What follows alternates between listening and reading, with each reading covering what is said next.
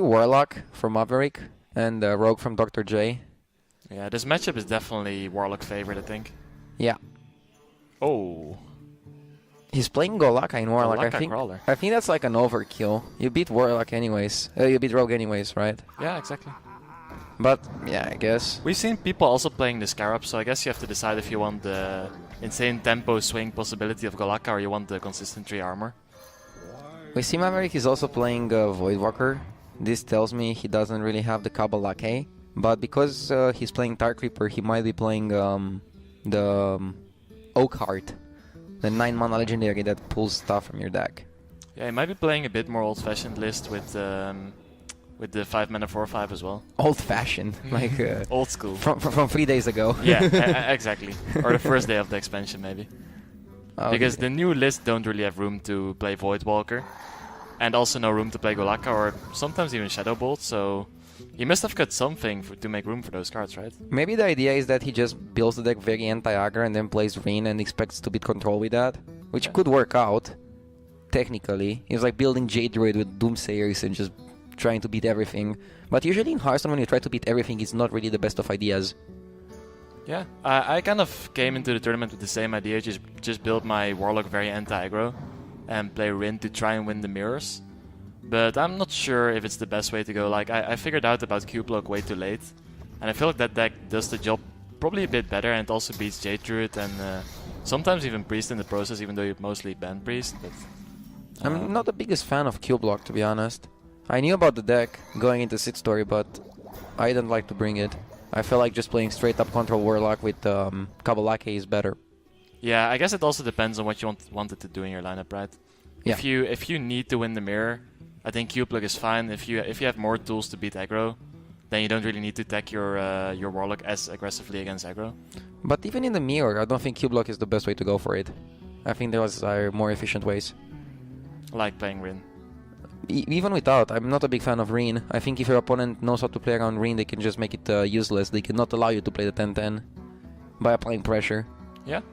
For example, cards like Enzold do that trick pretty well. We were also playing Enzold yesterday in our Warlock. I didn't really realize, or I didn't realize soon enough that if you just jam Enzold, they cannot play the 10-10 and you just win the game. Yeah. I like Zof more than Rin, to be honest. But maybe you can play in Zof and Rin, but then the deck becomes quite greedy. So you have to balance that out and find the right ratio. But anyway you put it, I'm pretty sure Warlock is going to be tier 1 one way or another at the end of the expansion when the list gets more refined. Don't you think so? Yeah, I think so. I definitely think so. I think Warlock is one of the strongest decks when you ban Priest. It's pretty much one of the only bad matchups, or at least in the tournament meta. We also see that Maverick is playing the Corridor Creeper in his Warlock. That's pretty interesting. Corridor Creeper every deck? Yeah, well, I also tried it. I didn't like it that much. It was decent, but I felt like you didn't really need it in this kind of deck because your removal kind of overkills the board every time, so you don't really need to battle for the board in between. But it's never bad. Like most of the time you can just play it as 0-mana 5/5, so it's decent. I feel like Corridor Creeper right now is the same way Patches used to be when he was released. Like you just try to put him everywhere. I remember Life Coach playing Reno Mage with Patches, or no, Reno Lock with Patches. Yeah, and everybody was like, oh! I actually played that deck in China. Yeah, it was pretty bad though. Yeah. But like, I don't know. It's good to see players experimenting and trying crazy things based on one idea. You just like build and build upon it, and you can go super crazy with it. The Creeper is actually great here. Like just the 5/5 is so hard for the Rogue to deal with when they cannot play Valspan Slayer yet. Yeah, I think 5/5 is hard for every class to deal with. Yeah, and sometimes if they have the board, it doesn't do all that much because you can play like a Taunt or something and just keep going face. But when you're behind and the Warlock just plays a 0-mana 5/5, then you need to first kill the 5/5 and then you can start going face. But the Warlock has so much removal, so it's going to be very hard to get the board back. And the Rogue didn't have the best start in this game. Warlock also kind of low on cards though, just 3 cards on the coin. That's the downside of Corridor Creeper. I think you get some removal spells that probably more value-based cards for this tempo-based card that can sometimes let you be kind of low on cards. But I mean Warlock has the life tap to make up for that. But still, I'm not sure about the card in Warlock. Yeah, I feel like Warlock can afford not having that many cards in hand and not playing with that many cards in hand, as long as they always control the board, because then you don't need to have an answer for what your opponent is doing. Like right now, Maverick is dictating the tempo of the game, so he's not the one that needs to have the answer to the questions. He's the one asking the questions. And at the point when Rogue is going to take over the board, Maverick is probably gonna have a big enough hand to be able to deal with it. Yeah, exactly. It looks like Maverick has a great start here. I honestly don't really see the Rogue coming back from this unless something magical happens now, but it's so hard to get this board lead back, and you cannot really push any damage in between. And once you let the Warlock go to the later turns, they just play Enzor or they play DK, and you don't have any window of opportunity anymore to close out the game. I feel like this turn is pretty good for Dr. J, but I don't know. I can still see Dr. J doing something if Maverick only plays Taunts and then Dr. J Valspines, but then he has Twisting Nether into Gul'dan, so that's gonna be game over if it gets there. Even though we haven't seen that many demons die yet. Oh. It's pretty good. That's a demon. Yep. And I think you play the demon. Do you play it here? Yeah. I'm looking at the curve. You might want to go a bit slower, go like Rin now, then the demon, then Nether into coin DK. But I mean the demon is also very good here. Just clear the board, keep the Dark Reaper alive. The Dark Reaper dies to the dagger though.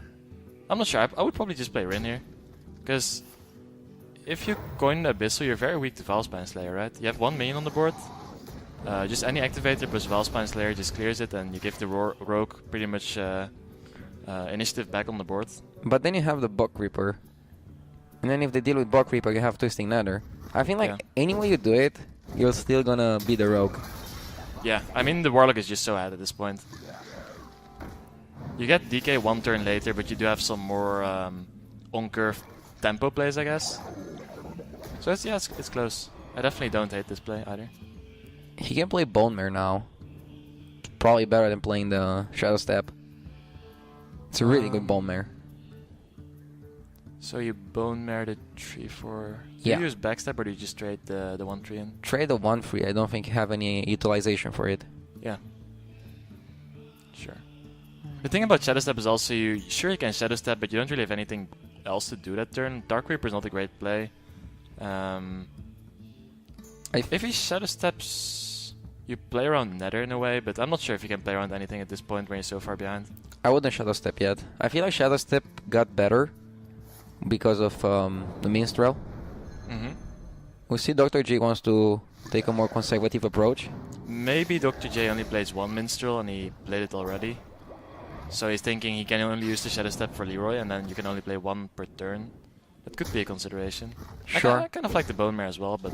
I like the Bone Mare because you don't really want to overextend into the Twisting Nether turn, but maybe you hope he doesn't have it. Because if he doesn't have it here, then you land the Bone Mare next turn, and then you can Shadow Step your Bone Mare, and that's kind of lethal before they can get to Gul'dan. Yeah. This is not really over commitment to Twisting Nether, I think. Just the Dark Reaper, the 1-drop, and the Valspine, which got value already. Maverick can full clear the board with Cobble Librarian into Mistress of Mistresses into Defile. Oh yeah. You always do that, right? Yeah, it's super good. And a sweet combo. Oh, cruel. Wait. So he's actually playing a Kazakus Warlock. Huh. Didn't even realize that yet. Then it makes more sense that he plays the cards you usually don't play in Warlock. Yeah. Definitely. Oh, what do you think about that? What are the good matchups of this deck as opposed to a more control-oriented Warlock list? I don't really know, because in the mirror match I would rather just play the standard deck. I think the standard deck can fatigue this deck. I don't think like making a big board is that impactful because you play double Twisting Nether. I think it might be a bit better against decks like Druid, for example, but if you want to be better against Druid, I think Cube-Block is a better deck than Kazakus Warlock. Yeah. Or you can just play Skulking Geist. Yeah. But in this situation, it's pretty good, pulling the Reen and the Despicable Dreadlord. Yeah, this is nuts. I mean, DrJikininki pretty much needs to draw Leroy next turn. He needs to have lethal next turn, otherwise he's never gonna make it, right? Is Leroy enough? It's one off. So, right? Oh no, he can backstab. Yeah, it's enough. Yeah. With the backstab, it's exactly enough. Wait, is the 3/6 a demon? Yeah, I think so. I'm pretty sure it is. Let me check. Oh no, it's not. Yeah, I think the seals are demons, but the 3/6 itself is probably. Ah, okay. Never mind. So you have to play Krill here, right? Or do you play the 3/6? I could see playing. Which demons died already for DK to resurrect? 7/7. Sorry, 7 mana 6/6. And the Void Walker. Yeah, but that's not very great. So if you want to play it safe, you can like play Rin here. I kind of like Krill though. Yeah, but cool. I wouldn't hate Rin either, because you kind of like, he played a tempo Bone Marrow on 9 mana, right? So you have a read that he doesn't have Skill Bane, he doesn't have like anything better to play than the Bone Mare, so you could assume that's like a Shadow Step at least in the end, maybe a Cold Blood, maybe Leroy even. But I don't hate this. Now you just pretty much say like, if you don't have Leroy, I just win the game next turn. Yeah. So. Yeah, that minion is good on turn 10 technically, but not in this position, not in this matchup. What do you want out of Swashbuckler? Doom? For next turn? Ooh, Nether is not that bad, but the hero power of DK is just gonna be too much, I think. I like this play though, because you force your opponent to go big on board, and then you have Nether. But after Nether, you'll still lose because of the Dev Knight. So maybe he just hopes Maverick doesn't have a Dev Knight yet. Yeah, I mean, he had to use the Shadow Step, so even Leroy is not an out anymore after Nether. In case the Warlock doesn't have any additional healing or taunt. Yeah, I think there's not that many outs here. Yeah, Gold Line is such a powerful card. Like, we were talking before the series and you were saying that you think it's like the most powerful card in the game. Yeah, I think right now it's the most powerful card with the new 3/9 being added, and also in Q-Block it can do super insane things, right? Like, you go for the combo on turn 6 or 7, you get maybe 3 Doomguards to die and then you just resurrect them all with DK, and it's super strong against decks like Jade Druid. Yeah, the thing is, the 3/9 giving Voidwalkers kind of dilutes the pool of demons that you get. So in a way, I think sometimes it is not a good card to get off Death Knight. Yeah, that's true. Especially in the Doomguard deck. Yeah, that's definitely true. Against Jade Druid or something, you don't want those cards. Just playing to Plague. But against aggro, it's still decent, I guess. Like if you get a board of 1/3s against aggro, you also win the game. Bone Mare actually a good draw, but yeah, we can see it's not gonna do anything. There's too many towns. There's the hero power. There's Twisting Nether. Yeah. It's just a matter of turns. I feel like Rogue is a powerful deck, but Warlock is not a matchup that you win. No. I think Rogue players might start playing Karen again, just because it's a solid minion against Warlock. Yeah, maybe Karen, and maybe Lich King will also come back. Nah, I'm pretty sure Lich King won't. Like, yeah, Lich King is a bit too expensive, I think, as well. Lich King is bad in Rogue. He was never good. You're playing Lich King because you had nothing better and your deck was running out of cards too often, but now you have the Minstrel. But I think Kieran is a legit decent card in these control matches because you can land the Bone Mare so much more efficiently. And he also trades very well, so I am expecting Kieran to see a comeback. Yeah. To be honest, I always thought of Rogue as what you just described about Lich King. I always thought Rogue was, as a deck as a whole, was kind of like that as well. Like, it was just alive because there weren't any better decks to play. I wouldn't be surprised if Rogue doesn't survive the upcoming weeks in this expansion. Interesting. Because I felt like Tempo Rogue was always kind of a thing, but it was always just preying on suboptimal decks with like good tempo plays, but the deck itself doesn't really have that many... like, Van Cleave is very powerful, right? But you're playing a lot of vanilla neutral minions that aren't really that powerful on paper. Yeah, I agree with you. I haven't brought Rogue to this tournament. But I'm also out of the tournament, so I'm not sure if what I brought is exactly the pinnacle of lineups. I think right now it's still very strong because people are still experimenting, and in an experimental phase, Rogue is just very consistent all around. But yeah, the longer it goes, I think Rogue will see less and less play. But it's hard to say. I mean, I had the same feeling about Rogue last expansion. And then the list got more and more refined, and then it just became better and better. So that can also happen. Imagine people find out an optimal list that plays like Cairn and like only one Minstrel, let's say, and like they just find the right ratio of cards that they need to play. And maybe that list is going to be nice. Definitely. I think it also really depends on... It's so hard to predict, right? You don't know which decks are going to be popular and which decks are going to counter those popular decks. And after like 2 or 3 iterations of the meta, one deck you might never expect to be strong might be on top again, just because it counters the meta game. Like, people haven't even started experimenting that much with Highlander Priest and how they're supposed to build it. Yeah. I think there's a ton of options in Highlander Priest. We saw people playing, for example, the 3-mana 1/1 Divine Shield. I'm not saying it's good, but there's a lot of options of with the new cards that you can... even the Gargoyle that gives you a coin when it dies. Yeah, you can play that and then play Velen and you don't need Mind Blast anymore. Yeah. I think that's like a consideration you can make. But anyways, DrJ concedes. Maverick takes the first victory. DrJ has Mage and Druid as his remaining classes. Which one is usually better to counter the Warlock? I think Druid. Jade Druid is very strong. In testing, we almost never lost with Druid against Warlock. I think Mage is unfair. It's close to 50-50, but I think depending on the way you build it, is like maybe slightly unfavored. Unless it's Quest Mage. Unless it's Quest Mage, of course, yeah. In testing, we felt like if you build Warlock properly, it's almost unbeatable even by Druids. If they're Jade or Big, it doesn't matter. You have a game plan that beats every single Druid. So we felt like you have to play Quest Mage in your lineup in last year's standing if you're leaving Warlock open. Yeah, that maybe makes it's sense. not correct, but I don't know. Feels like Warlock is such a powerful class. Even if you play with Kroll and Kazakus and other bad cards, in my opinion, in your deck, you still probably I agree. can beat everything. And if it's Quest Mage, then it's probably going to be Aggro Druid, right? We see it's a Jade Druid. It's not Jade, it's like Miracle, they call it. Like it Miracle. plays Blossom and it plays Jade Idol, but the whole purpose of the deck is just cycling around. The thing is, no matter how many Jade Idols you shuffle into your deck, you are always going to have a point in the game where you can only play one Jade Idol per turn. Yeah. Unless you hold on to both Nourishes or like AI and stuff like that. So it's very important to keep one Auctioneer for the late stages. We saw yesterday, I think, AK Wonder, I think it was the game against you actually. Yeah. Where he played the Auctioneer very early on for maybe 2 or 3 cards when he had like a full hand and he could just play other stuff. And in the end, he ended up like having turns where, I mean, he did mess up with against your 2/3 guy. What is the name?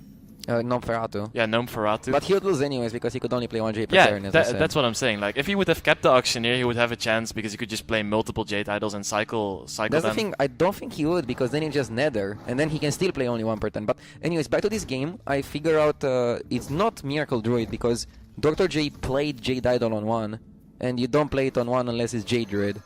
Yeah. Because You only play one Jade Idol in Miracle Druid. Yeah. Yeah, So it's Jade Druid. It's Jade Druid, yeah. Yeah, I think you also played the 5-mana 4/4 in Jade Druid, right?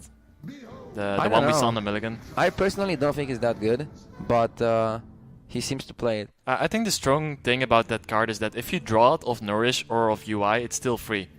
Like if you draw it after you play the card draw, it's still free that turn. So it helps you clear your hand, which is kind of hard when now that Innervate is gone. And it's just a good tempo play, right? Especially on turn 5.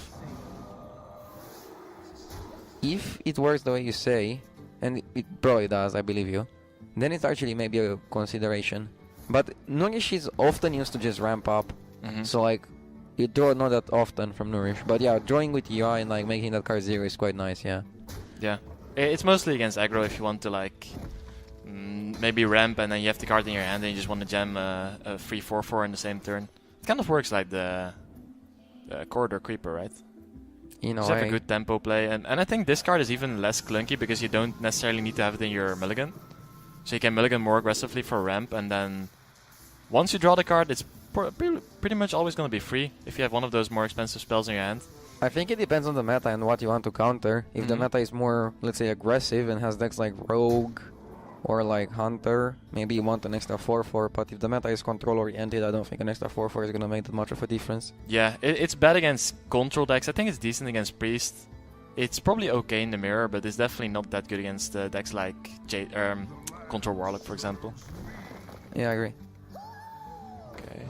So like now, for example, it's a good spot because you play UI, you draw a hand, and then you can also make some room in your hand by playing the 4/4 that you're ideally going to draw. Yeah.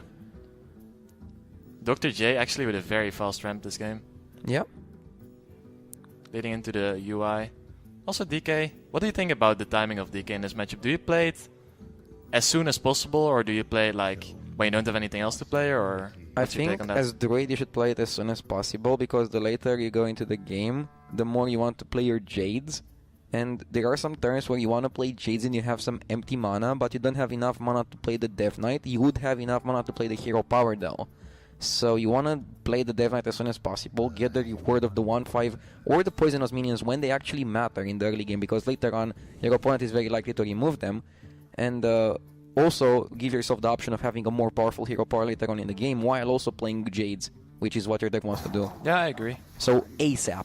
Yeah, I think your UI, and then you probably want to DK plus something, and probably just hero power. Like maybe like Blossom. Yeah. Or like hero power. Sometimes it's probably okay. Like you can also like defensively hero power with the Dev Knight, and you can upgrade your Spellstone to maximum damage of 6. There's like a lot of possibilities. I think Dev Knight opens a lot of doors. Yeah. What do you think about the 1-mana card, by the way?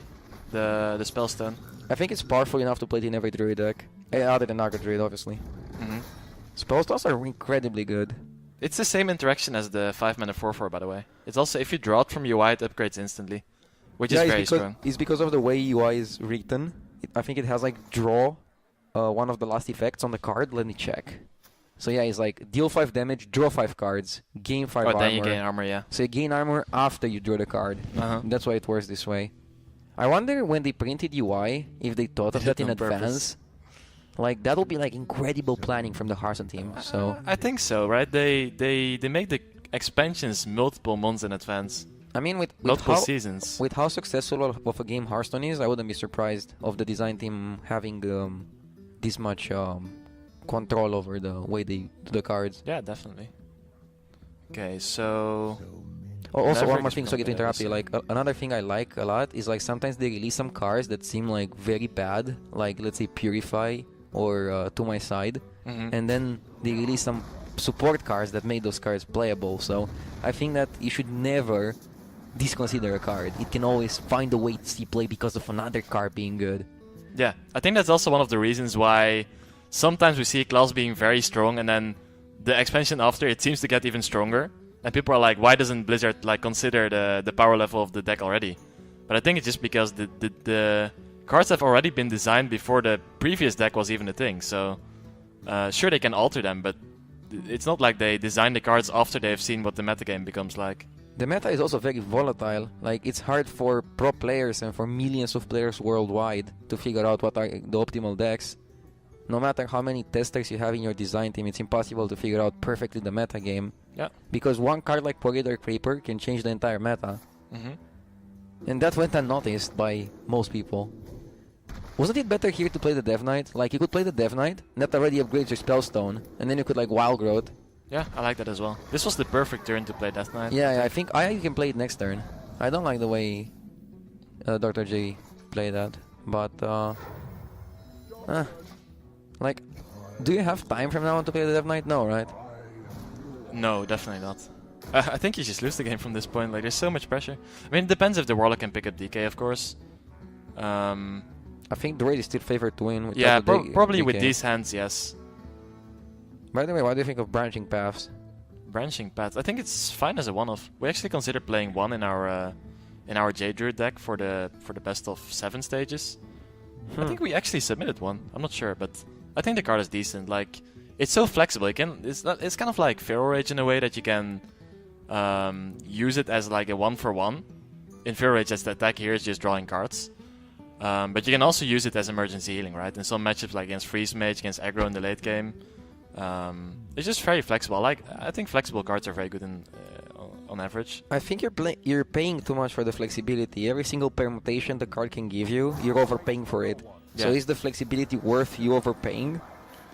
I think the fact that you can pick 2 different choices makes it worth it. Like, you can draw 1 card, gain armor. You can draw 2 cards, you can gain 12 armor. Like, it's even more flexible than an average choose 1 card. So I'm not sure. I definitely agree that it's slightly overpaid, but I think a one-off is fine, at least for now. So it's kind of like a convenience store that is open non-stop, but they charge extra. You go there once in a while if you have no food left, but you don't want that to be your main option. Yes. Alright, so the Warlock doesn't really have that many good options here. You could just play the... Wait, no, you cannot play the Fellfire Potion. I mean, you could do it and jam face, but I don't see the point of it. Then your board just dies to swipe. So you probably start off playing the 2-1, I think. Isn't that a little bit dangerous? Hellfire seems pretty good. But you have to like waste some damage. This turn is pretty good, but you miss damage. Yeah, that's actually better. Yeah. Because now you're not weak to one swipe. We see the double swipe, which is going to be very good now, but... The thing is, like, this matchup you're playing for board and pressure. But, the Druid seems to be doing quite well. Yes. You can also just go for Spreading Plague and then swipe face. Or swipe the Cruel. Putting the minions at 1 is also really good.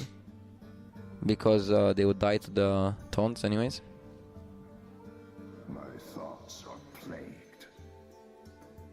How about going Plague and just playing a minion and trying to set up lethal for next turn? And if it doesn't work out, you can just double swipe next turn? That's also a possibility. Actually, I like that more. Plague Mire Keeper. Yeah, Plague Mire Keeper. Yeah, or how big are the Blossom is a 5/5, so you just play the Blossom. Yeah, you play Blossom. Cool. Yeah, that was better. The thing is, like, Blossom is one body, so maybe... Yeah, you could possibly use the branching paths on the 2 bodies of Mire Keeper next turn. Oh, okay. He's going for the swipe play. Is he? He was just like hovering over it. I don't know if he decided on it. Okay, he's going for Blossom. Yeah, I like this more. It's like swipe can still be used next turn as an immediate impact, but the minion always takes 1 turn to attack, so I like this a bit more. Yeah, it's a very tough spot for Maverick here. He really wants the Death Knight fast. Yeah, I think you just need to start tapping. You just need to start tapping to get the Death Knight as soon as possible. Void That's Lord. pretty good, but not immediately. That would actually have been decent this turn, I think. If he would have drawn it from the top. You probably have to siphon the 5/5. Just kill the 1/5s. Swipe feels so bad. So he goes up to 16. Not that yet. The Druid has 11 damage from hand. And 1 on the board left if the siphon comes down. So that's 12 damage, so you're 4 damage of lethal. But it's gonna be very rough to win though, because the Druid can just play second Spreading Plague and swipe to clear off all the minions, and yeah. It's gonna be super rough. The Warlock needs to pretty much top deck DK, I think. How many cards remaining? 13, okay. It's gonna be close. Oh, Maverick actually decides to go for the Pact. Plays around second Spreading Plague. I don't think you're dead to any combination, but I think he's just setting it up in case he top decks DK. But the question is, how much time does he have? DrJ is already with the Jades at 6/6. Swipe clears his board. Was Spreading Plague necessary there? Wasn't it better to just play some more Jade or cycle your deck? I guess the 1/5s are very hard to deal with, but I don't know, I feel like he could just put some pressure and win the game soon. And like, look now. I kind of like the Spreading Plague because you have the double attack possibility from branching paths. Yeah, but so it's not that insane. It's like 8 plus 4 is 12. There's no way it's 15, lethal. 19 damage, it's 2 damage of lethal. Because the branching pass deals 8, so you have 8 plus 4 plus 3. Yeah. Plus the 4. But yeah, you're a bit off, so... I mean, it's still fine. You probably still go for double attack from branching paths and just... maybe play some more mains, maybe just draw a bit. I don't know if you want to go for branching paths yet.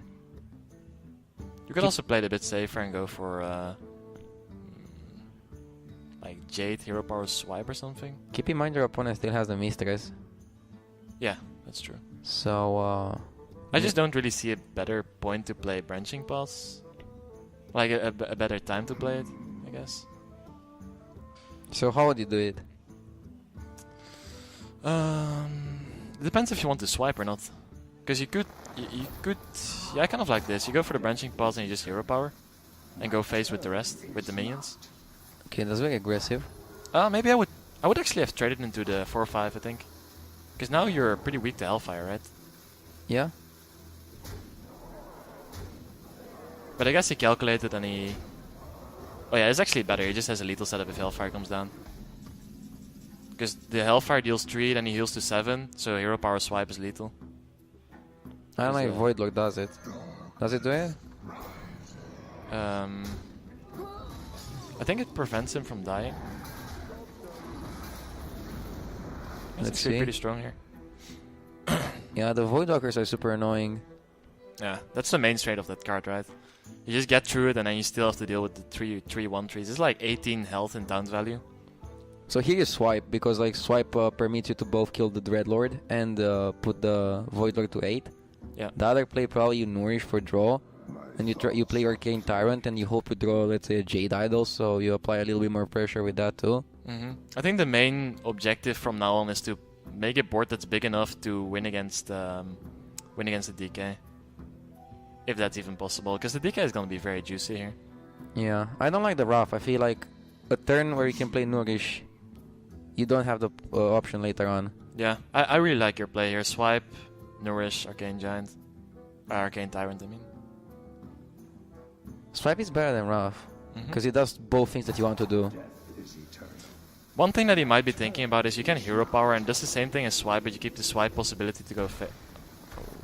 Okay, that's too aggressive. I guess he really wants to deal with all of the 1/3s. I mean, he did the same play that I suggested, but he used Wrath instead of Nourish. Wrath draws you 1 card, Nourish draws you 3, so I'm not sure if I like this. But and he didn't get to play the Tyrant, but I guess he can always play. Oh, he's shuffling. Oh, it's probably his last Jade. Yeah, he played the Jade out on turn 1, okay. yeah, shuffling is good. I'm not sure about this play because you miss on a 4/4, so now your board is actually very weak. Yeah. If a Hellfire comes down with a Stonehill, for example, you don't have lethal anymore. Whereas if you played the 4/4, you would have lethal. Yeah, like imagine how powerful it would have been if you did the same play but had a 4/4 and like a bigger hand. And you still shuffle the Jade Idol, you don't mind that. And you keep the Wrath, so you can draw 1 more with Wrath next turn. But let's see where this leads. So like now you want to Nourish, but now Nourish is worse because you don't kill your opponent most likely. Yeah, I think... Oh, he's playing double Branching Paths. Wow. That's a bit wacky. A lot of card draw in this deck. So I guess you just play the Jades and the 4/4 maybe? Yeah. Not that many options here. Nope. You kill the 2/3, I think. Huh, do you? By killing the 2/3, you give him a charge on the 2/2. So I'm not sure if I like it. I don't hate killing the 1/4. Killing the 1/4 might be good actually. You play around Defile, that'll be better. Oh yeah. Because there's no 2 health minion. Yeah, I like that. He goes for that. That's nice. That's probably gonna be game. Yeah, right? he needed exactly Death Knight. Oh. Okay. But he's still dead to any damage. Haven't we seen double swipe though? So there's no direct damage anymore. UI. Oh yeah, there's 1 UI left. You're right. But he doesn't have it, and even if he draws into it, Maverick has 1 more draw to get his Death Knight. How deep are we remaining. even? 7 cards. Okay. That's pretty unlucky actually. Only 5 in Doctor's deck. I think Maverick would have been pretty favored if he got the DK anywhere in the last few turns. Like the DK would be insane, right? He gets a 4/5, he gets a 6/6, a 7/9, Yeah. a 3/9. He just wins the game, I think. If he draws DK, does he still have a chance? Yeah, because he goes to 6, he has to tick down. Oh, he cannot even tap. He can Sudoku though. Never Sudoku. Yeah, I don't know. I mean, this is how the matchup on average is supposed to go, I guess. Nah. It's still unfortunate for Maverick that he didn't draw the DK, because I think if he would have drawn it, he would have been really favored to win that game. I feel like if you play a real Warlock list, you have a really good shot against Jade Raid. You think a normal Warlock list is better than the Kazakhstan list against Jade Yeah. Raid? I feel like the Warlock list that I brought here could easily be Jade Raid. Which variant did you bring? Just standard with the Lackey and Voidlord being the only demon in the deck. Oh, and then okay. I play like a Zoth, I play Elise, and I play how's it called? Gul'dan. Yeah, So I think I had the same list except for no Elise. But also Enzoth, DK, and Lackeys and only the 3/9s, yeah. And then like a lot of removal, like double Nether. If you don't play Geist, how do you win though? Because Pressure. Sure, but isn't it very hard to out-pressure a Jade Druid if you only have the 3/9s in your deck? Not necessarily. Like they overextend your Nether, And then when they run out of fuel, you just jam DK. yeah. Yeah, sure, I can see that. Alright, so Maverick goes for the mirror match because his last deck is Rogue, and he assumes the Rogue is already good against both the Druid and the Mage. Like, no matter what... Wait. What if Dr. J's Mage is Control Mage? Then you would want the J Druid versus Control Mage. I think they have information on each other's decks. Okay. Because they both played the series just before Okay.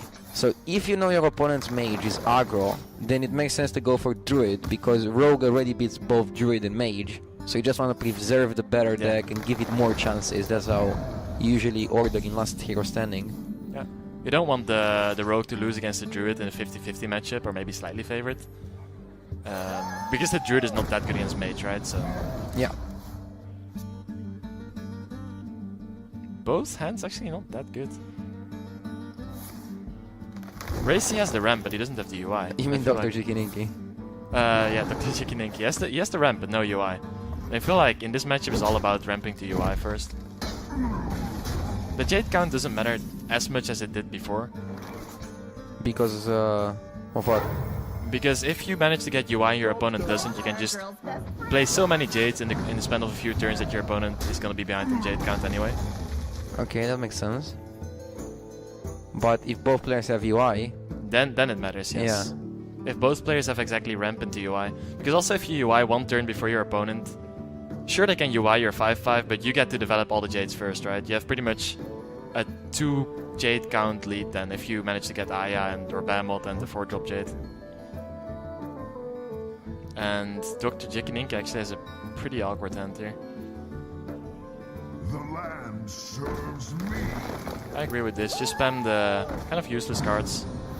Just to try and get some chip damage in and finish maybe off with the swipe. I mean, the body's straight bit pretty well on the board, so might not even need to swipe. What do you go for here? G Spirit Mark? Full face? Well, you can even value trade if you want to. But I'm not sure if it's worth. I think I like value trading.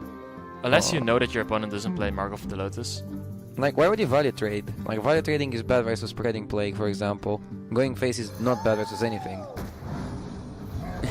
I guess so. Then your opponent has to make the trades for you. And he has, like, no good trades. Yeah. I don't like trading. Yeah, sure. I can see that. Ooh, it's actually a pretty juicy turn. So you hit the 3-3 into the 4-4. You play Spreading Plague. Into the 6-4, swipe. right? Or into the 4-4? That doesn't matter, right? You're gonna swipe the...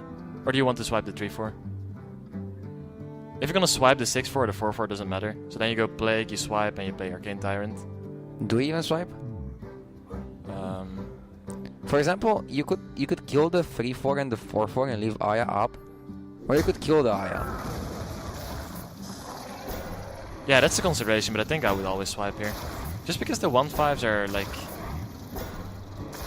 There's no reason to just let them die for free, right? Mm-hmm. If you can just swipe this turn. Pretty powerful turn, and he also has double J's next turn. This game is actually very close. His Jades are a lot smaller though. Actually, they're not that much smaller. They're only 1-1 smaller. So that's fine. Ooh, the Nourish here is actually pretty good.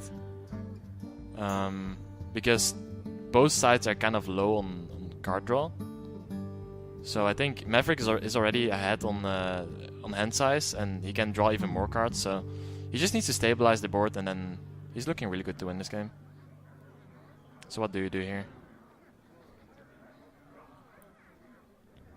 Spreading Plague, is it ever a consideration?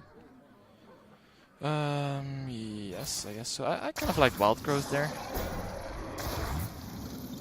The idea was... Oh, yeah, okay, sure. Yeah, you can play the free 4-4. Yeah. I mean, you can with Nourish too, but...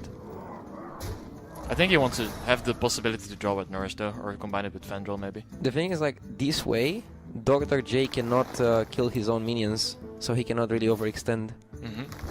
He is only allowed 1 Jade. Ooh, wow. That's pretty good, right? That's pretty good, yes. So, where does this game go? I think DrJikininki is very favored now, just because he drew the UI. Because it was pretty head-to-head, right? Dr. J is ahead on mana. Maverick is a bit more hand size. But now that DrJikininki is end ahead on mana and he can refill the hand with UI, I think he's probably favored from this point, but it's still pretty close. This feels like a fun little swipe turn, and then next turn you're gonna nourish. The question is, what do you swipe? 4-3 or 3-6? I don't see that many efficient trades. Swipes to 4-3.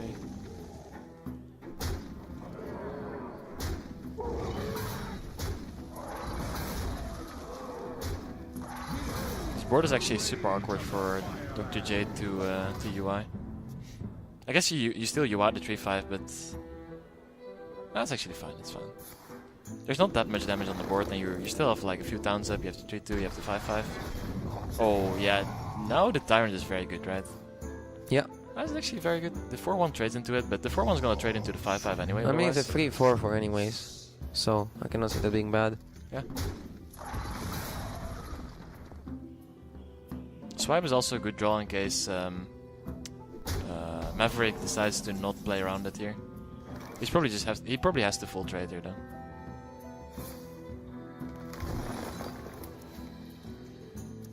Yeah, you don't want to draw with Nourish. Feels bad. Kun is a decent pickup.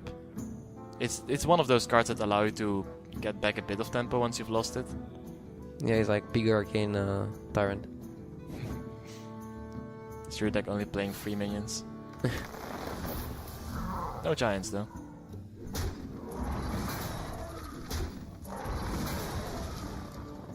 Yeah, I like this because you put your minion at 2 health, so it's very inefficient for the Tyrant to kill it.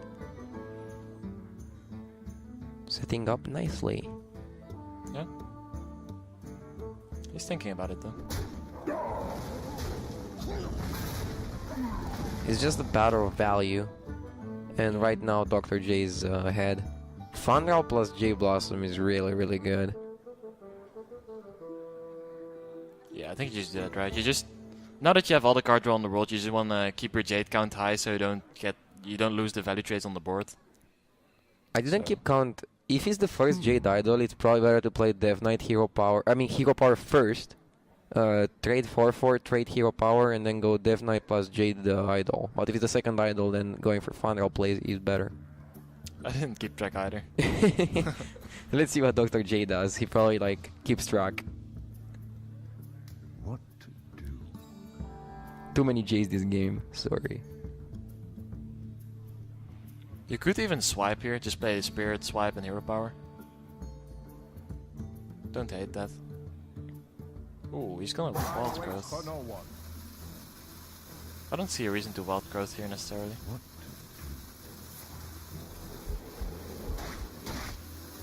No, he wants to just Hero Power.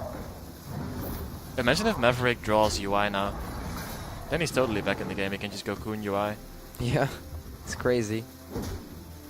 Without UI it's gonna be pretty hard though. Hmm? Oh, that's good. Big though. Jades. Yeah, that's pretty good. Also the 3-6 body trades fairly well with the board. And Maverick still has Swipe, correct me if I'm wrong, so he can find that after Nourish. But to potentially do some extra things. So Yeah. look here, like having bigger Jades actually matters quite a bit. There's the branching pots again. Does I it imagine work in a with Druid Fandral? mirror. No, it doesn't, that's the thing. It doesn't? No, it doesn't. It would be broken. No, it doesn't, it doesn't. Fandral clearly states your choose one effect. Yeah, Oh, you're right. Yeah. so another reason for why the card is bad. So what do you do here? It might be a decent time to develop DK Poisoners or something. Because I think you saw double swipe, right?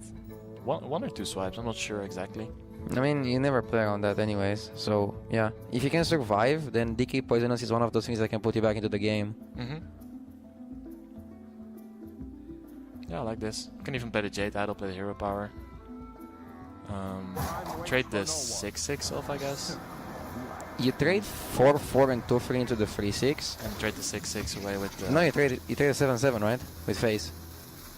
Really? Yeah. 3 plus 47, last time I checked. Yeah, but do you want to take 5 extra damage just to remove 1-1 and stats extra from the board? I don't think so. I mean, why not? Because you're 23 live and there's 13 damage on the board. Yeah, it's okay. I don't know. I think either play was fine.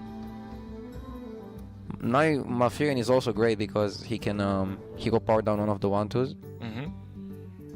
And then you can just double value trade your opponent's Jades. I mean, there's multiple ways to playing it. You can, I think the most optimal one, trade the 5-5, go face with your other Jade guy, play Malfurion, hero power one of the 1-2s, and you go for the 1-5 taunts. Even though one of the 1-5 taunts dies with the 1-2, the other one contests the 4-1. And then you can go face for quite a bit of damage. Because you saw both swipes, you can probably value trade with the 6-6 and keep one of your minions at 1 health to be able to trade better with it next turn. And you can pick up the poisonous minion with either a swipe that you'll get out of Nourish, or just with the hero power. Yeah, sure. The upside of going for poisonous here is sure your own Jade dies, but... That's a mistake, by the way. Like, if you want to do that... You have to kill the 1-2, right? No, yeah. First of all. But if you want to kill the 4-1, you do it before the Death Knight because you get 1 armor. Yeah. I actually missed that so many times. Yeah. But now I know it. After you do it wrong like 3 or 4 times, you know it. But if you go for the 1-5s anyways, I don't see a reason for that play. Looks so odd. So you just UI the 7-2 here, right? You could like UI 1-5 and trade into the 6-6, but I don't see the upside of that. Like, this play maybe would make sense if Maverick had swipe, but he doesn't even have swipe. I don't know what's with this play. Yeah. Wow, this game is so back and forth.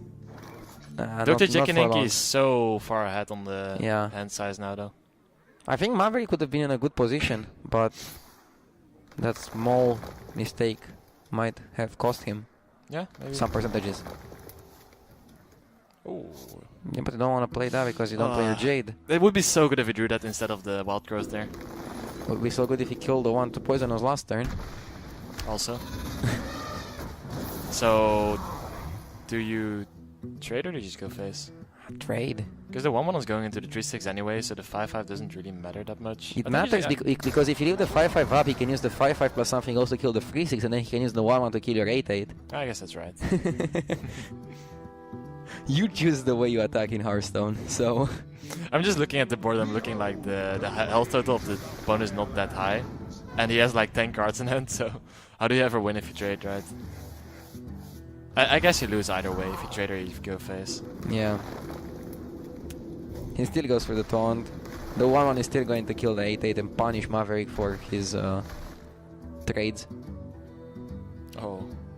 I think you just hero power here. Yeah, you keep your Wrath. No reason to use the Wrath there in my opinion. Yeah. But it doesn't matter much. I mean, the reason to use the Wrath is that you might draw Jade Idol. That's a consideration for sure. If he still has Jade Idol, I still didn't count. I think we need like deck tracker for casters because it's very hard to keep track of things. Was this the optimal turn? Wasn't it just better to jam the Jades? Because Probably. I feel like this is very bad against UI. Yeah, it probably was. I would have probably just played the double Jades there. Because your Jades are pretty big. You get like a 7-7 and an 8-8. You do leave the 8-8, but it's only going to trade into the 3-6 down, so... I don't know about that. I feel like the Jade Raid Mirror is tricky. There's like a lot of situations where you can be hyper aggressive and a lot of players are not going for it and they end up getting punished for it. Yeah. Wow, we even see the Lich King in Maverick's deck. Wow. And also the branching pots. People really seem to like this card.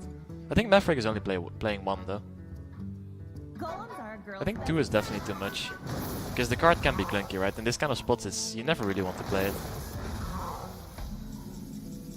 Okay, so now Dr. J goes for the Jades. I think he could have done this last turn. Yeah. Because now he gives some room to Maverick to... it's still going to be very hard, but you give some room to your opponent where you shouldn't give him room. So... yeah, this is not a great turn. Do you go for Lich King here?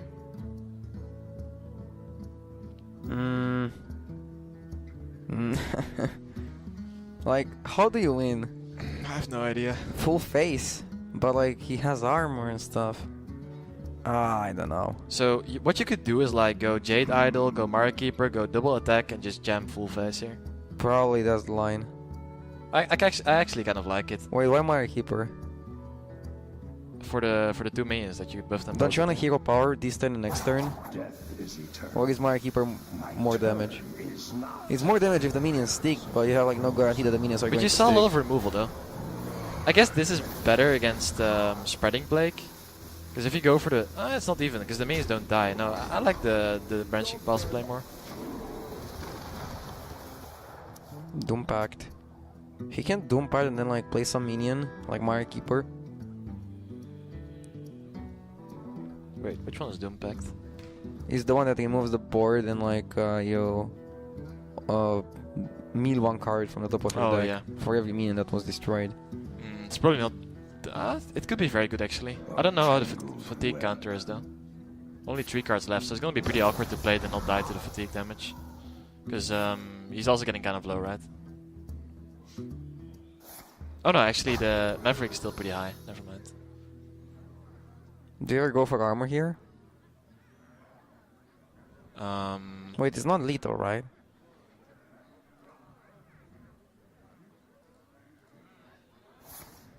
Draw cards. It's quite close to lethal, to be honest.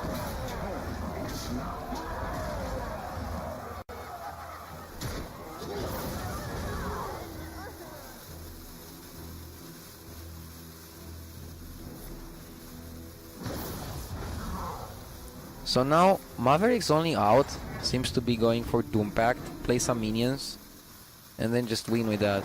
But I don't think he can deal enough damage. Yeah, he would have needed to play Jade here, I think.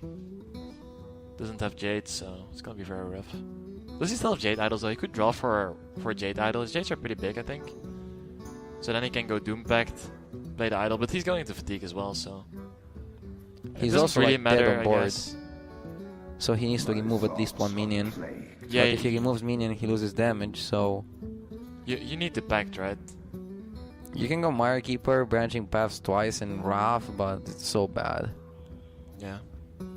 I think the only way you win is going for the draw. If you have a Jade Idol left, I'm pretty sure he still has the Jade Idol left, but... Because then you can draw the Jade Idol, play it, or first Doom Pact and then play the Jade Idol. And only have Jade Idols in his deck. Yeah, that makes sense. But I don't think he will get there though. I'm almost out of cards. I think he's going for it. Oh, okay, he is. So you Doom Pact, take some fatigue damage, and now you put Jade Idols into your deck. That's actually a way he can win. You have to shuffle them. Oh, Doom Pact doesn't fatigue you. I'm almost out of cards.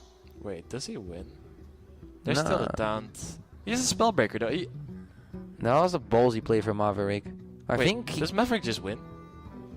Does he? He has a Spellbreaker and Swipe. Oh, is he 1-off? If... I believe he's 1-off if DrJikininki decides to armor up, or play the armor card, then he's more off. Yeah. Yeah, okay, so now he loses guaranteed, right? Because he doesn't have Jade Idols left, so he cannot sustain the Jades anymore. So once this 10-10 dies, he just loses the game pretty much. That's what I'm saying. Like, I think Maverick had a chance to win if he shuffled. Do you think so though? Because you never come back, right? If you shuffle. No, you do. Okay. So you shuffle. And then you nourish and you Then play then you just like shuffle again, nourish, and you play like how many can you play? 3? 3? Yeah. But your opponent will you play get like mains. 10, 10, 11, 11, 12, 12, and your opponent only has a 12, 12. And then you do some trades on board, you have to swipe, you have Wrath to do some more. I don't know, like, I think he had a better chance with that play than with just going all in on his 10-10 as the only Jade he has left. But obviously we see both hands, so it's easier for us. Maybe in the moment... But you could also think like your opponent also has a Jade Idol left, right? So he can also do the same thing. One turn before you do it, so it's not necessarily just the one Jade on the board. And you have the Spellbreaker in hand together to swipe, so... I'm not sure if he knew DrJikininki had a second branching path. If he knew that, he should probably not have went for this play. If he didn't know that, then I think this play was right, because it's going to be hard for the opponent to get out of range if you have Spellbreaker plus swipe without branching paths. I don't know, it was a pretty hard turn.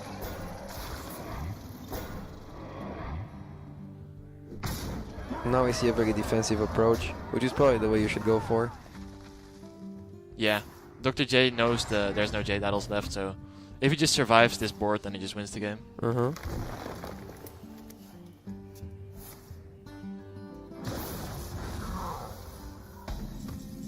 Yeah. Yeah, that's just game. So now Maverick has to win twice with his rogue. Which is doable. Yeah, like it's like a 50-50 and maybe a 60% or 55. Again, it depends on the mage, but he, as I said, he has information. Otherwise, you would keep the druid for the control mage. Yeah.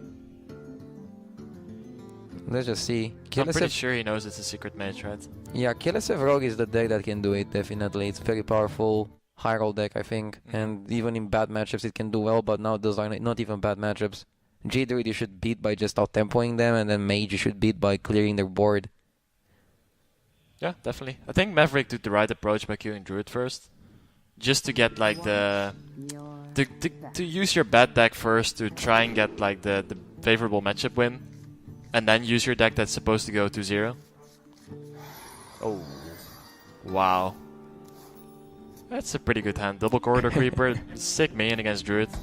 5-5 is so awkward for Druid to deal with. Like, it eats Spreading Plague, it doesn't die to swipe. And it's 0 mana, so...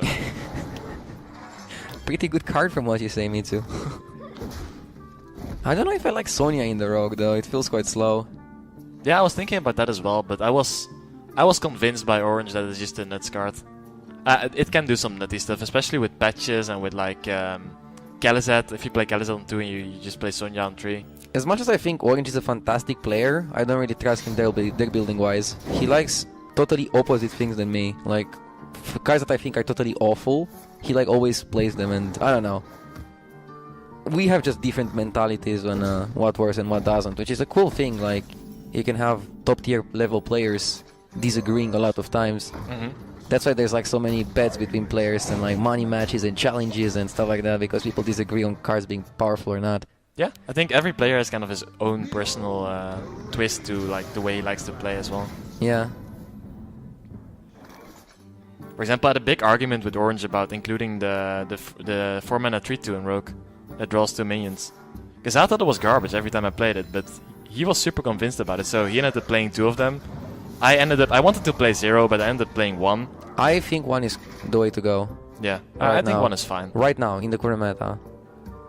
I feel like 2 is too much too, because even if you draw it late game when it can give you some fuel, like, it might be hard to combo it, and then you have to wait a turn and that can kill your tempo.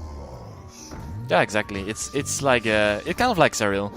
It's like a better Zariel, right? Yeah. I like playing 1 Minstrel and Karen. That's, I think, the way I would play Rogue. 1 Minstrel and Karen. So you play double Scalebane still? Yeah. Yeah, I have the same, but I have Serenite Chain Gang instead of Karen. Look at this. You can play Sonya and trade the Vows Point. Get the 1 mana Vows Point to your hand. Just for later. For later. Pretty good. It's actually really good here. Yeah? Sonya's. Wait. You can trade the patches and replay it. So I think the play is, you play Sonya, trade Vows Point, trade patches, replay patches, play Swashbuckler. Wait, can't you play like Corridor Can you Creeper? make 5 minions die? So no, you can't do that. No. If you had more mana, you could. I think you can play 1 Corridor Creeper, maybe. Not sure. I don't know. Don't you want the Vile Spine? I like this. Yeah. There's no way the Druid deals with all the minions here, and even the Khalizad is very good to get back. Valspawn is still the same. Yeah, I like this. It's also way more board pressure, right? I don't know, man. Like, you're playing Sonya in your deck, you should go for this kind of situation. I think what he's thinking is there cannot be spreading... Oh wait, 6 mana. Okay, never mind. 8 mana. Wow, 8 mana. What am I thinking? Welcome to Druid, me too. I just lost track of the mana count there. So... Yeah, now Sonya is kind of dead. I mean, you can play Sonya and backstab your own Khalizad to get a second one, but I'm not sure if that's the way to go. Seek lines. And then you can play the Worm as well, so... You can play double Worm, so... It might be decent. Wait, should he just have done that? He can still aside the... He could have played double Khalizad. He can aside the Khalizad. Oh yeah, you're right. But then he cannot play it in the same turn. But I don't know. Then you cannot play double Worm. Oh man. This guy's toast. It's going... Wait, couldn't he have played double Kalizet and double Worm this turn? With Sonya? So you have to Shadow Step your Kelesev. Yeah, you backstab your Kalizet, you trade the 1/5s. So actually, first you can use Kelesev to trade, then you can assign your Kelesev. Oh no, you cannot assign your Kelesev. No, you backstab it, right? Yeah, you just backstab it, but you can only backstab at the start of the turn before you do any trade. I think the corridor would still be 2 mana, so you could only play 1, if my math is correct. But still, double Kalizet is pretty juicy against Druid. I'm not sure. It's still looking super insanely good though. Like, what do you do here as the Druid? You have to UI pretty much, but don't you just die on the board if you UI? So you go up to 24... No, you're not dead yet, but you're dead to like Leroy shenanigans.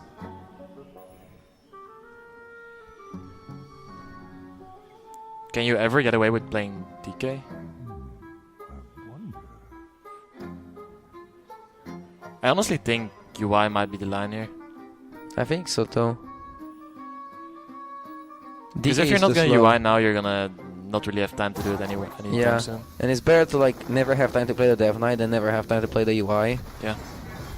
And you might even draw the 0 mana 4/4. Actually a pretty decent chance.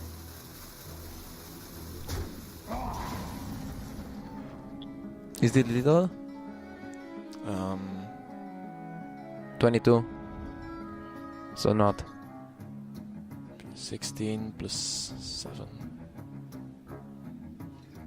Is it 1-off? I calculated 22. So like 15, 16 plus 7. Oh, Leroy is 7, not 6. Okay, 23. Yeah. So you're like 1 damage off. Okay. Swash gonna do it. Moonfire. Let's go. Or Mark of the Lotus. There's actually a lot of good stuff. Do you go for Leroy and put him at 1? Sure. I mean, you can do some Sonya shenanigans. Yeah, I kind of like Sonya. If you Sonya, you cannot like go face for the full amount. So I kind of like just. Yeah, I like Leroy. Just Leroy face. Probably straight to 1-1 away. Like, how is the Druid gonna clear the board and heal up, right? Yeah, he's not. You have to play around swipe plus branching pots a bit, if you can. Swipe the main. Yeah, sure. This play is also fine. It's only a bit worse against second spreading plague, I guess. Yeah, whereas with going Leroy, you can set up the little with swipe. Yeah.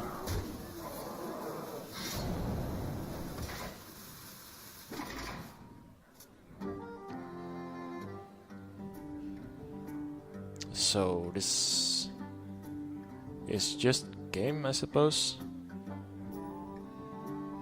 Is there anything you can do? You can. I guess you're not dead yet.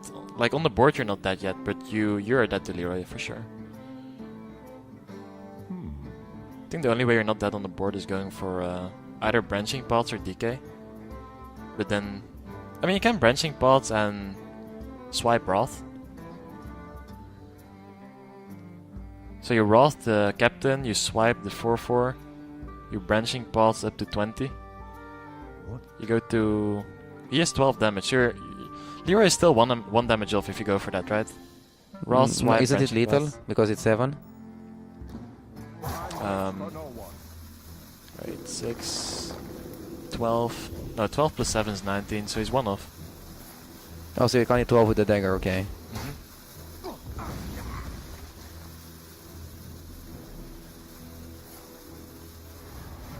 Wait. It's 20. Wait, You didn't count the dagger. Okay, he's dead anyways why now. is the 1/1 still alive? Because of Captain. But didn't the captain get Wrathed? He got Wrath for 1, I think. Oh. So yeah, if you Wrath for 3 the captain, he would still be alive, right? No, wait, what? Yeah. But not with deckhand. Not with deckhand. But still. I still don't understand the rats for 1 though. Like, what are you looking for? I guess. I don't know. No, I would just Wrath for 3 there every time.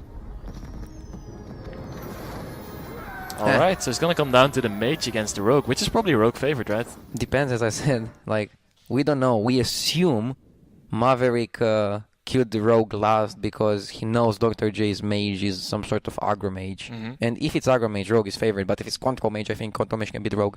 I think it also really depends on the way the mage is built.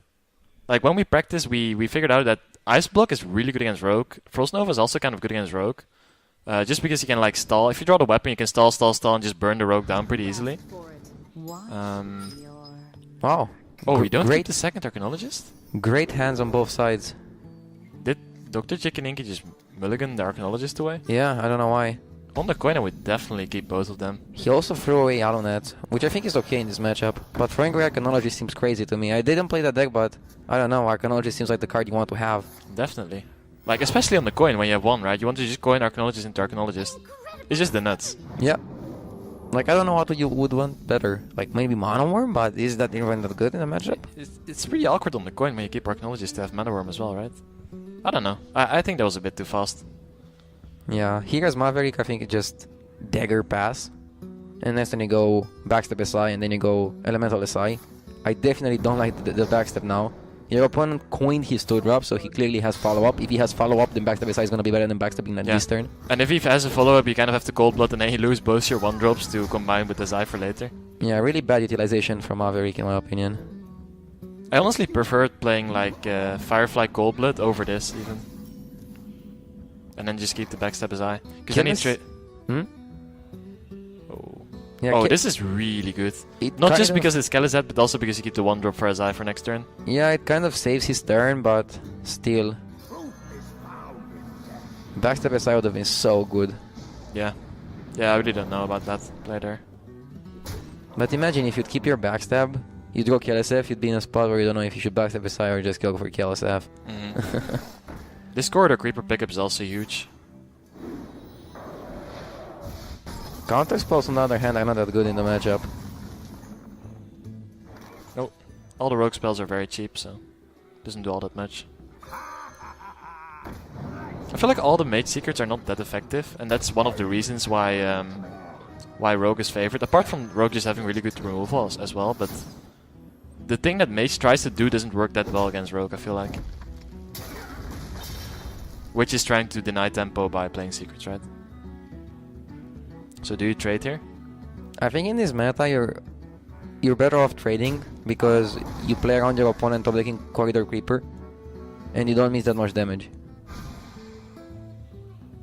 Oh yeah, that's right. So like if it's a very close spot like this one, it's usually better to trade. Because then if you top deck Creeper, it's way worse. Yeah. And every single thing like this might matter at some point. This.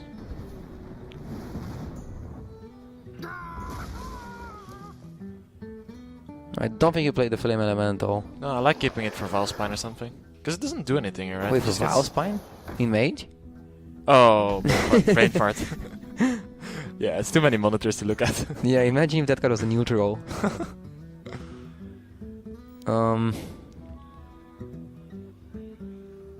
Do you like just...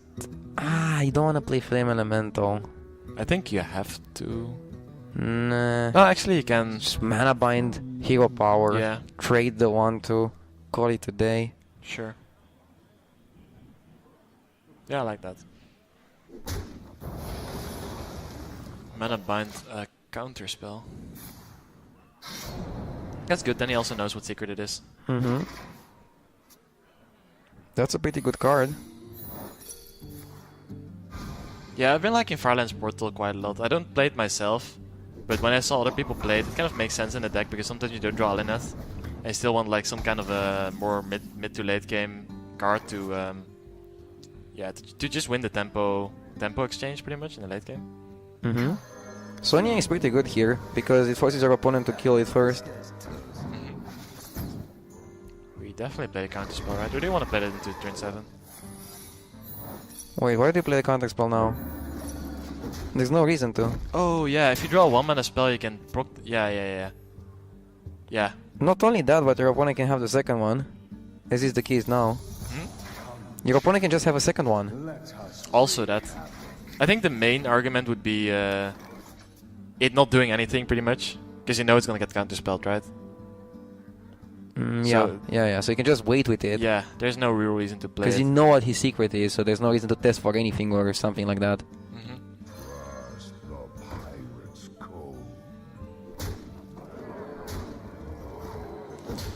Okay, so now the rogue really needs to turn on the gas because you're not gonna outvalue the mage with the weapon. Yeah, but Rogue only has burst for Leroy, right? Wait. So he doesn't go for Firelands, which is probably okay. Yeah, I think he just wants to Fireball Crystal Runner. Yeah. He can push a lot of damage as the Rogue. He can Biospine the Crystal Runner, face tank the small guy. I think what the mage really needs here to even have a chance, like Frostbolts, Falaise, those kind of removal cards. The Firelands Portal is way too slow. Maybe a good Primordial Glyph would do it.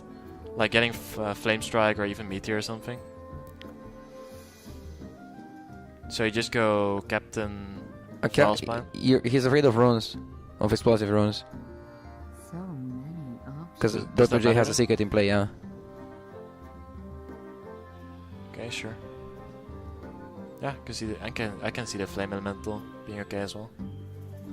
You basically always want to play the Biospine, so it's like, how much do you respect the secret?